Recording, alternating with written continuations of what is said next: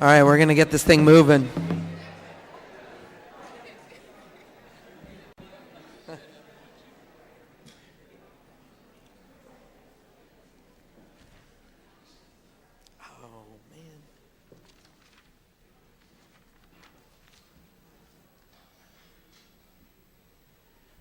Okay, we're rounding into our last discussion here, and it's called Plausible Art Worlds, and I guess maybe to go to the subfield comment of Stephen Wright, who I think he was making a plug for this panel. It's about the big field, of a possible new field that doesn't exist yet. So it's kicked off by two folks. Scott Rigby will be representing the group Basecamp from Philadelphia, which is a non-commercial art community exhibition space located in Philly that facilitates collaborative projects and critical discussions. Basecamp's 2000 programming will focus on the theme of plausible art worlds. And they've been doing all these talks every Tuesday night. And frankly, it's where we got the live stream thing from, because they do all these Skype conferences that are completely worth checking out. I don't know if anybody's participated in them or I've done this, but you can really see some amazing art groups from around the world on these Tuesday night Skype conferences. Stephen Wright is a Paris-based theorist, writer, curator, and independent researcher invested in theoretical alternatives to the current capitalist framework of the contemporary art world. Chateau de Latte, What Is to Be Done, is a collective founded in 2003 by a group of artists, critics, philosophers, and writers from Moscow and St. Petersburg with the goal of merging political theory, art, and activism. Eating in Public is an Oahu, Hawaii-based collaborative that has utilized guerrilla papaya gardening, an independent rhizomatic recycling program, and a chain of anti-capitalist free stores to challenge authoritarian power structures. And finally, the International Errorist is a global movement of artist activists who organize street actions that claim error is a fundamental human condition in the capitalist world. Please join me in welcoming Scott Rigby and Stephen Wright.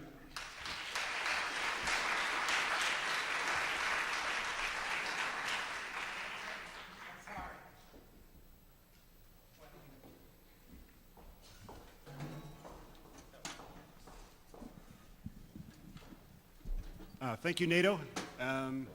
Thank you, Anne, and thank you, Creative Time, for having us here.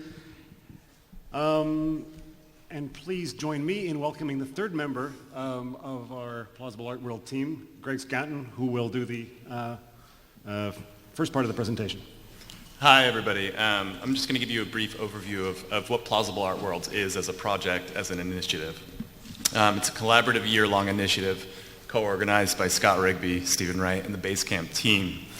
It was first initiated in 2006, but Plausible Art Worlds currently takes the form of potluck chats at our space in Philadelphia.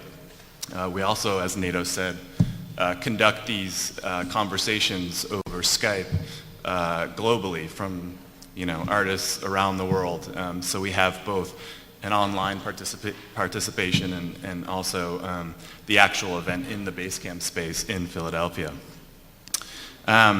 Each week for an entire year, we're focusing on artist collectives or representatives from those groups, not to talk specifically about their work per se, but rather their art-sustaining environments. Could we have the film on? Thank you. Right, we need to actually... But rather their art-sustaining environments. One more, if you could advance just one more. Great, perfect. That they are producing to sustain the type of works that they're proposing as alternative creative practices. Every Tuesday from 6 to 8 p.m. we have these chats, and we invite participants, like we said, from around the world. And basically, over the course of the year, Plausible Art Worlds is seeking to compile a sizable, albeit far from exhaustive,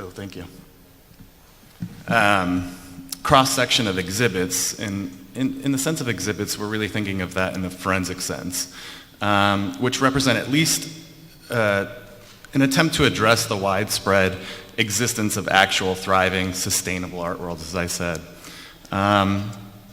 We also see this as fundamentally different than art worlds that exist or that exist as a variant to the art world. The idea is to support alternative modes of creative practice to bring together and reconfigure plausible alternatives to what is often referred to as the unpluralized art world. In doing so, PAW seeks to address various types of creative practices, ranging from alternative economies to archiving creative culture as a practice, to secessions and other social experiments. Obviously, I don't have the badge, and I'm not an official representative here, but I'm a new member to Basecamp, and what I brought from my own perspective was a quote by the enigmatic Eric S. Raymond, author of The Cathedral and the Bazaar, and self-proclaimed accidental revolutionary, who said about open source software development, quote, and I'm sort of paraphrasing here, when you start community building, what you need to be able to present is a plausible promise. Your program doesn't have to work particularly well. It can be crude and buggy and incomplete. What it must not fail to do is run and convince others of potential participants that it can evolve into something interesting and important in the foreseeable future. And I think in a sort of indirect way, that's what Plausible Art Worlds is attempting to do. It's not a perfect representative of all of the plausible art worlds that exist out there, but what we're attempting to do is put together a collection of these alternative creative practices. So maybe Scott and Stephen could say a little bit more about the specific program. Well, maybe just by way of unpacking some of the embedded ideas which have guided the project and the choices which we've made. A few words about the name which we chose, which is a little bit deliberately jarring in a slightly Brechtian way. I think that it's the plural, as Greg suggested, which is the key element, the S on Art Worlds, which is the most salient aspect of the project. I think everyone here probably knows, anyone who's interested in the revolutions in public practice knows the last line of the International is that we have but one earth on which to live. But we don't want to make an equivalency between the earth and the world, as if there was some sort of an automatic fit. Because it seems to me, not talking about art worlds now, but talking about just worlds, is the very quintessence of neoliberal ideology, is this one world insistence, that we're all living in the same world, wake up and smell the bacon, forget your dreams, get real, be a social democrat, and just accept the fact that we have to all work together, find a common logic in which to function.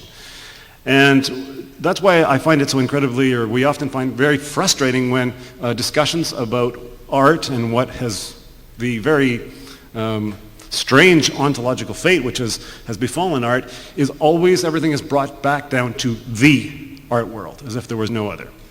And almost in a performative way, but also in a very empirical way, we're trying to underscore the fact that there are a great deal more art worlds out there than merely the mainstream variant. And those are the ones which we've given our attention to. A word also about the notion of the plausible. The philosopher Leibniz introduced into learned parlance the notion of possible worlds. And we deliberately chose not to talk about possible, but rather about plausible worlds, because the notion of the possible seems somehow to imply a subordination to the real. And that would allow us, or would force us rather, to lapse back into that one world theory, which we're so anxious to escape from. So what we mean by plausible is both a world, it is a world which exists in an embryonic form. And those are the 52 examples which we'll be looking at, or the 52 exhibits, as it were, that we're examining over the course of the year. Yeah, I mean, one one proposal is that at some point we begin to see that the phrase "the art world" should be grammatically incorrect, or should be seen as grammatically incorrect. That describing the art world in singular is, not only is it a false picture, or brings with it certain entailments that we disagree with, that we should probably actually say that, sort of correct people when they say it, I also just wanted to mention the embryonic thing. Some of the plausible art worlds that we're interested in, that many of you are, at least we would like to describe what many of you do as plausible art worlds, many of you that we already know what you're doing, and I'm sure people here that we don't yet. They're not necessarily all fledgling or maiden voyages. Some of them are very, very small endeavors, and some of them are incredibly large, loose network. And proto-institutional. Yeah, right, indeed. So the question is, well, maybe the other question that comes from the title is, why talk about art worlds? Because Nada was quite right in recognizing the rather leading question which I raised during the last discussion, is that most of these art worlds which we're talking about are ones in which the initiators, the collectives behind them, have in some substantive way autonomized themselves from the quite implausible on the face of it market-driven structure of the mainstream art world. And in other words, they found ways of sustaining themselves in other walks of life, because of course anything like a plausible world and an art world would be a life-sustaining system or an art-sustaining system, a system in which art can thrive and prosper, but which can do so under economic conditions entirely different from those in the mainstream variant. And we've looked at a number of practices where artists have either collaborated with folks from completely other walks of life, but who have in any case taken art as they understand it and have sundered it literally from itself.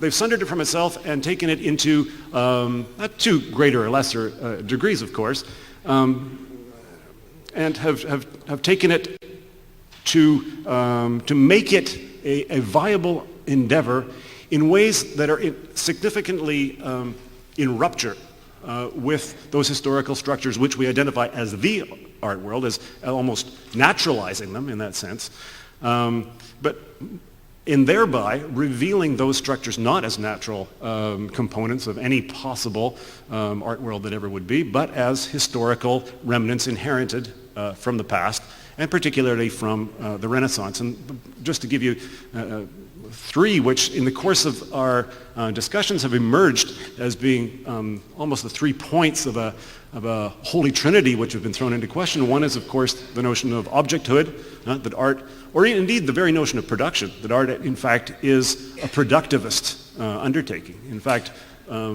it could very much be premised on laziness or slackerdom rather than in the sense of the production of objects. A second point would be that of authorship, which is almost universally contested by the examples which we've been looking at because they're almost all collective. So it's the notion of co-authorship which has come to the fore. And I think that the third point, and maybe this is something which ties into the discussions which we've had over the last 2 days here, one of the main points which I think, without exception, what we've been calling plausible art worlds, in all their incredible diversity, have thrown more or less vehemently into question is the whole conceptual institution, the whole regime of spectatorship. And spectatorship has been, in almost all of the cases, replaced by a more extensive and a more expansive category, that which we, for lack of a better word, refer to as usership.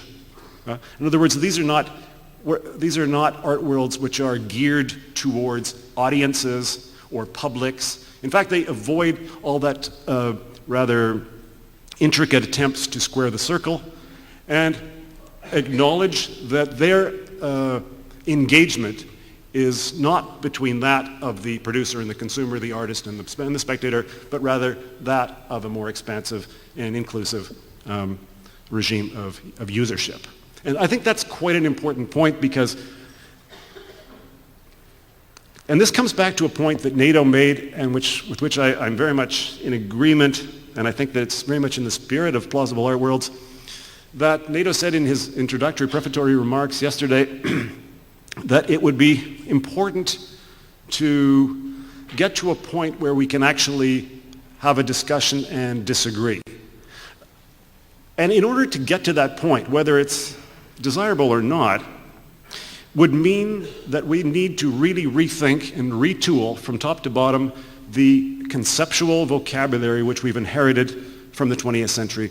Practices have changed incommensurably, worlds have emerged, and yet we are still condemned to use a critical lexicon and a conceptual lexicon which was used to describe practices of a century ago. And so, although those words still seem to fit, it's a very awkward fit, and it's a fit which does a great deal of violence to the types of practices which are striving to emerge, which is why if the letter S is the most important in the word art worlds, sometimes it's the letter L which is the least important, and probably the plausible art words, and probably the follow-up to this project, because at the end of this year of 2010, we will stop doing these non-exhaustive but quite exhausting, particularly for those of us in Europe where they begin at midnight and go till 2 in the morning, potlucks, and we'll put together some documentation on it. But one of the most important things which we will attempt to do to draw lessons from it will be to draft a lexicon for plausible art words, more adapted and better equipped to define these multiplicity of art worlds which are emerging. Scott? Well, we definitely like you all to join us in that endeavor, if possible. We're very interested in connecting with anyone who is, in any way intrigued or invested or interested in other options. So we meet every week to have a discussion a lot like this, which is why we didn't really stand up there, not because we wanted to change the format entirely. But since this is the last session, we'd like to invite you to do that with us, either in person in Philadelphia. We meet over a potluck where we share food and drink, and also over Skype, because we also open up a laptop and shine a projector, and many of our guests just come in that way. So it'd be great to continue the discussion. I know we'll do that very soon, but after that too. See you all Tuesday at 6 to 8. Yeah, and in a few minutes. Thank you.